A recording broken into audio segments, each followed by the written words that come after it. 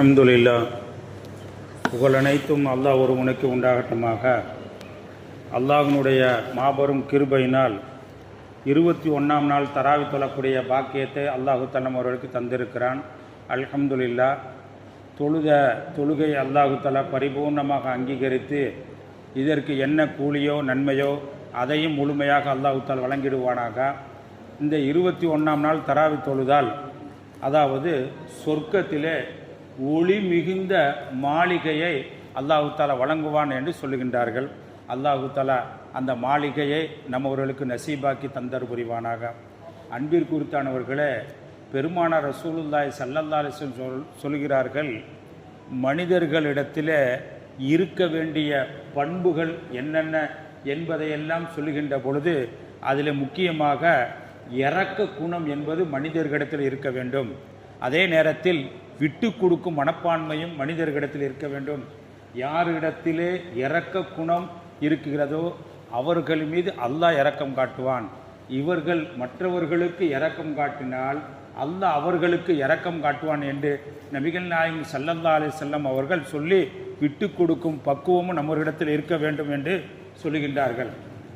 ஒரு யூத மதத்தை சார்ந்த ஒரு பெண்ணு என்ன செய்கிறாங்க, ரசூல் ஸல்லல்லாஹு அலைஹி வஸல்லம் அவங்களுக்கும் சஹாபா தோழர்களுக்கும் விருந்து கொடுக்குறாங்க. எப்படிப்பட்ட விருந்து? உயர்தரமான விருந்து. இறைச்சியெல்லாம் சமைச்சு ஒரு விருந்து கொடுக்குறாங்க. அப்போ அந்த விருந்தை நீங்கள் பார்த்தீங்களாக்க சஹாபாக்கெல்லாம் சாப்பிட்றாங்க. ஆனால் ரசூலுல்லாஹி ஸல்லல்லாஹு அலைஹி வஸல்லம் அவங்க அந்த விருந்தை சாப்பிட்ட உடனே இப்போ சொல்கிறாங்க, இதில் என்ன செஞ்சுருக்கு, விஷம் கலந்துருக்கு அப்படின்னு சொல்கிறாங்க. அப்போ உரியவங்கள அழைக்கிறாங்க, இந்த சமையலை யார் சமைச்சது? எப்படிங்க, இன்றைக்கி நாம் கேட்பது உண்டு, ஏதாவது விருந்துக்கு போகிறப்ப சாப்பாடு நல்லா இருந்துச்சுன்னா யார் சமைச்சாங்க அப்படின்னு நம்ம கேட்போம். அதே நேரத்தில் சாப்பாடு நல்லா இல்லாட்டி யார் சமைச்சது கேட்போம். அப்போ ரசூல் ஸல்லல்லாஹு அலைஹி வஸல்லம் அவங்க சாப்பிட்ட உடனேயே, ஏம்மா யாருமா சமைச்சா, அவங்கள கூப்பிடுங்கம்மா. கூப்பிட்டாங்க. கூப்பிட்ட உடனேயே, என்னம்மா சாப்பாட்டில் விஷம் கலந்துருக்கு அப்படின்ட்டாங்க. அந்த அம்மா சொன்னாங்க, ஆமாம். ஏன் கலந்தீங்க? எங்களுடைய வேதத்தில் நான் படித்தேன், உண்மையான நபியாக இருந்தால் அவர்களுக்கு விஷம் கலந்து கொடுத்தாலும் அதை கண்டுபிடித்து விடுவார்கள் என்பதை சோதிப்பதற்காக நான் விஷத்தை கலந்து உணவுல கொடுத்தேன். அப்ப பெருமானார் ரசூலுல்லாஹி ஸல்லல்லாஹு அலைஹி வஸல்லம் அவர்களுக்கு விஷத்தை கொடுத்தார்கள்.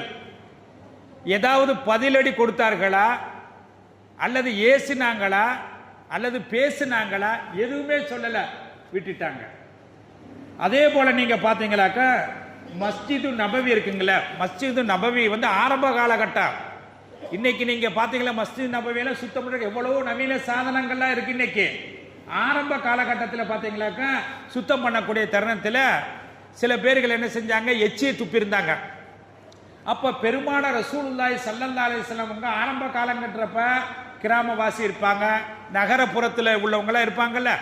இப்படி இருக்கப்போ என்ன செஞ்சாங்க, சில நேரத்தில் முனாஃபிக்குகளும் வருவாங்க. இப்படி பலரும் வரக்கூடிய தருணத்தில் பார்த்தீங்களாக்க அது சுத்தம் பண்ணக்கூடிய நேரத்தில் என்ன செஞ்சாங்க, எச்சி இருக்கிறது. அப்போ பெருமானார் ரசூலுல்லாஹி ஸல்லல்லாஹு அலைஹி வஸல்லம் அவங்க தாங்களே அந்த எச்சி, அதாவது காய்ந்து விட்டது, விரலால் சுரண்டி சுத்தம் செய்கிறாங்க. செய்து விட்டு சொல்றாங்க, இருக்கக்கூடிய தோழர்களை பார்த்து, மற்றவர்களும் இருக்கிறார்கள், ஹாலிராக இருக்கக்கூடிய அத்தனை பேர்களை பார்த்து சொல்றாங்க, இது பள்ளிவாசலா இருக்குது. பள்ளிவாசல் தொழுகைக்கு உள்ள இடமாக இருக்கிறது. தொழுகைக்காக உள்ள இடத்தை நீங்கள் அசுத்தப்படுத்தாதீர்கள். எடுக்கல, ஸ்டெப் எடுக்கல, கோவப்படல, வருத்தப்படல, பள்ளிவாசல்ல உச்சி, அதாவது எச்சி துப்பிட்டாங்களே அப்படின்னு வருத்தப்படல, எதுவும் திட்டல, நாகரிகமா சொல்றாங்க. எப்படி சொல்றாங்க, இது பள்ளிவாசலா இருக்கிறது, அல்லாஹ்வை வணங்கக்கூடிய அந்த பள்ளிவாசல நீங்க என்ன செய்யாதீங்க, அசுத்தம் செய்யாதீங்க, எச்சியில துப்பாதீங்க அப்படின்ட்டாங்க. அதே நேரத்தில் ஒரு ஆள் இஸ்லாத்தை ஏற்றுக்கொள்ளாத ஒரு என்ன செய்றாங்க, சஹாபாக்கள்லாம் இருக்கிறாங்க, ரசூல்லா இருக்கிறாங்க. இருக்கக்கூடிய தருணத்தில் ஒரு ஆள் வந்தாரு, என்ன செஞ்சு உட்காந்துட்டு இருக்க, அதாவது சிறுநீர் கழிச்சிட்டாரு. அப்ப சஹாபாக்களுக்கு அப்படியே கோவம், அவ்வளவு கோவம். எங்க சாதாரணமாக பள்ளிவாசல்ல இப்ப நம்ம டீ குடிக்கிறாங்க அல்லது தண்ணி குடிக்கிறாங்க, அப்ப நம்ம தண்ணியை கீழே ஊத்திட்டா நம்ம என்ன சொல்லுவோம், அல்லது டீயை பள்ளிவாசல் ஊத்திட்டா என்ன சொல்லுவோம்? அப்போ ஒரு ஆள் வந்து என்ன செய்யறாரு, சிறுநீர் கழிக்கிறாரு. சஹாபாக்கள் அடிக்கிறதுக்கு வேகமா போறாங்க. ரசூலுல்லாஹி ஸல்லல்லாஹு அலைஹி வஸல்லம் அவங்களை ஒன்றும் செய்யாதீங்க. அப்போ அவர் சிறுநீர் கழிச்சிட்டாரு. கழிச்ச முடித்த பிறகு ரசூலுல்லாஹி ஸல்லல்லாஹு அலைஹி சொன்னாங்க, அந்த இடத்திலே தண்ணீரை அள்ளி ஊற்றி சுத்தம் செய்து விடுங்கள், செய்துவிட்டு நீங்கள் அவர்களுக்கு நசிகத்து செய்யுங்க, உபதேசம் செய்யுங்க. இது பள்ளிவாசலா இருக்கிறது. பள்ளிவாசல்ல வந்து சிறுநீர் கழிக்கக்கூடாது. இது வந்து அல்லாஹ்வை வணங்கக்கூடிய இடமாக இருக்கிறது. சுத்தத்தோடு தான் இங்கு பள்ளிக்குள்ளேயே வருவார்கள். அப்படி இருக்கக்கூடிய தருணத்திலே நீங்கள் சுத்தமாக இருக்கக்கூடிய இந்த இடத்திலே அசுத்தத்தை படுத்தாதீர்கள் என்று நீங்கள் நசிகத்து செய்யுங்கள். ஆனால் சஹாபாக்களுக்கு இருந்த கோபமோ விட்டு அடிச்சிருவாங்க. ஏன்னா பள்ளிவாசல் இல்லையா, தன்னுடைய வீடுன்னா பரவாயில்ல. அப்படி இருக்கப்ப ரசூலுல்லாஹி ஸல்லல்லாஹு அலைஹி வஸல்லம் அவங்க இரக்கத்தின் அதாவது இருப்பிடமாக இருக்கக்கூடிய அவங்க வந்து என்ன செஞ்சாங்க, உபதேசம் செய்யுங்கன்றாங்க. அதே போல நீங்க பாத்தீங்களாக்க ஒரு ஆளை வந்து என்ன செய்ய, எத்தீமான பிள்ளை, அந்த எத்தீமான பிள்ளைய ரசூலுல்லாஹி ஸல்லல்லாஹு அலைஹி வஸல்லம் அவங்க என்ன செஞ்சாங்க, இடது கையில அப்படியே தடவி கொடுக்குறாங்க. இடது கையில அதாவது தலையை தடவி விடுறாங்க. ரசூலுல்லாஹி ஸல்லல்லாஹு அலைஹி வஸல்லம் கேட்கிறாங்க, தோழர்கள் நாயகமே, அதாவது வலது கையில தடவலாம், எந்த ஒரு நல்ல காரியத்தை செய்யற இதுல செய்யணும், வலது கையில செய்யணும். ஆனா நீங்க வந்து என்ன செய்யறீங்க, இடது கையில வந்து அவங்க அந்த எத்தீமம் தடவி விடுறீங்களே அப்படின்ற உடனே ரசூலுல்லாஹி ஸல்லல்லாஹு அலைஹி வஸல்லம் அவங்க அந்த தோழருக்கு சொன்னாங்க. என்ன சொன்னாங்கன்னு சொன்னா, பொதுவாகவே நம்ம பார்க்கணும், யாராவது சேட்டை செஞ்சா என்ன சொல்லுவா, ஏய் சேட்டை செய்யாத, எந்த கையில சொல்லுவோம், இடது கையில சொல்ல மாட்டோம், எப்படிங்க வலது கையில சொல்லுவோம். அப்ப அப்படி இருக்கக்கூடிய தருணத்துல ஒரு ஆளை கண்டிக்கக்கூடிய தருணத்துல கூட இந்த வலது கையினுடைய விரலத்தான் தூக்கித்தான் நம்ம செய்வோம். ஆகையினால இந்த இடது கை இருக்கிறது எந்த விதமான பாவமும் அறியாதது. ஆகையினால் அவர்களுக்கு இரக்கம் காட்டும் விதத்திலே இடது கையில நான் தடவி தருகிறேன் என்றார்கள்.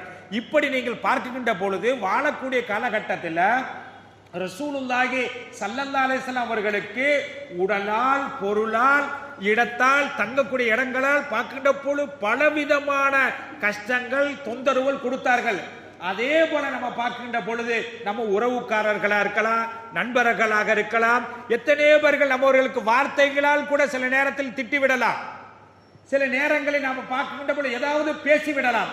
ஆனாலும் கூட அந்த நேரத்திலும் நீங்கள் கருணை காட்டுங்கள், அந்த நேரத்திலும் விட்டு கொடுங்கள். அப்படி நீங்கள் விட்டு கொடுத்து கருணை காட்டினால் அகிலத்துக்கு அதிபதியாக இருக்கக்கூடிய அல்லாஹ் நம்மின் மீது கருணை காட்டுவான். அவனுடைய கருணைக்கு சொந்தக்காரர்களாக உங்களையும் என்னை மட்டுமல்ல உலகெங்கும் இருக்கக்கூடிய அத்தனை பேர்களுக்கும் அல்லாஹ் தஆலாவுடைய கருணை இறங்கட்டுமாக.